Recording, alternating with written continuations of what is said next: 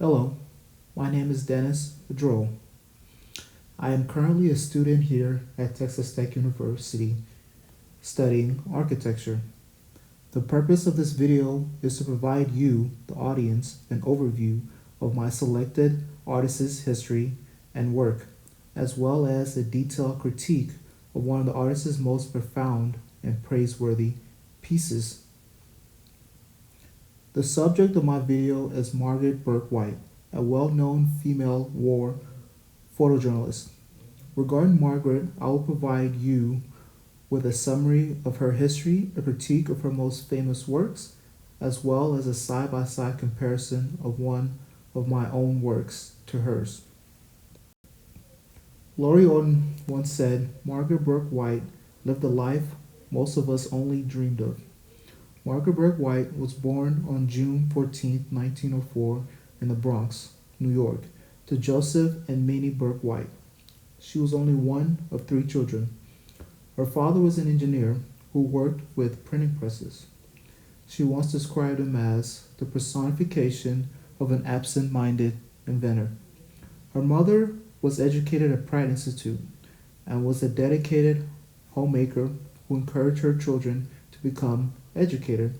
Her mother gave her the belief that life was sacred, and her father gave her a lust and fearlessness of life.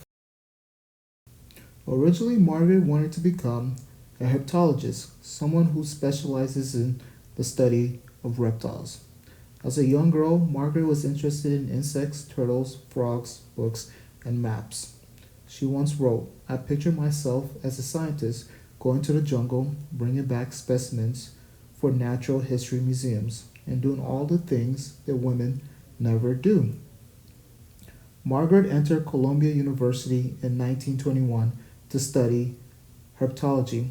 However, the following year, a photography course taught by Clarence H. White at the Clarence H. White School of Photography left a lasting impression. For the course, Margaret was required a camera. For her first camera, she bought a 4.5-inch ICA reflex camera with a cracked lens. It was her first camera at the time, and it only cost her $20. Taking her first photographs on glass plates, though she continued to study heptology at the University of Michigan. From then on, she never really left the darkroom. In 1927, she graduated from Cornell University with a degree in biology. She then spent most of her time establishing herself as a professional photographer. Now, to truly understand Margaret's true genius, we must dive into a few of her works. Margaret was one of the first photographers to pioneer a technique called environmental portraiture. An environmental portrait is a portrait executed in the subject's usual environment, such as their home or workplace, typically illuminates the subject's life and surroundings. One of her most famous images ever taken was of Gandhi and a spinning wheel. Despite being instructed not to talk to him as he observed a day of silence and not to use any artificial light, luckily she was able to convince them to let her use some flash, as the hut that Gandhi lived in was too dark to rely on any natural light. This was only a few hours before he was assassinated. Another technique or style of photography that Margaret was very well known for is social documentary photography.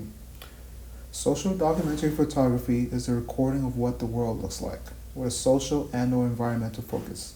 It's a form of documentary photography with an aim to draw the public's attention to ongoing social issues. Many view this form of photography as sometimes distasteful or too raw, but overall, it's a technique that's very effective in getting the audience's attention. Soon after being employed by Life magazine, Margaret became the first woman photographer ever allowed to take photos of an active war zone. During World War II, she traveled with General Patton as he traveled through Germany liberating concentration camp to concentration camp. During this time, she took some of the most provocative photos ever taken by anyone, These photos drew so much outrage that then sitting president Franklin Delano Roosevelt ordered 2,000 more troops to accompany General Patton as he went liberating concentration camp to concentration camp. Just like Margaret, I too use social documentary photography as a tool. I use it in a different way, however. For me, I use it in terms of architecture. Last semester, our professor gave us free rein in terms of what cities we're allowed to choose for our project. The only thing was we all had to pick one city. The project involved building sustainable living for the poor. In order to convince the rest of my classmates that Dallas was the best option, I went downtown, took a few photos of the living conditions that some of the poor residents of Dallas were facing.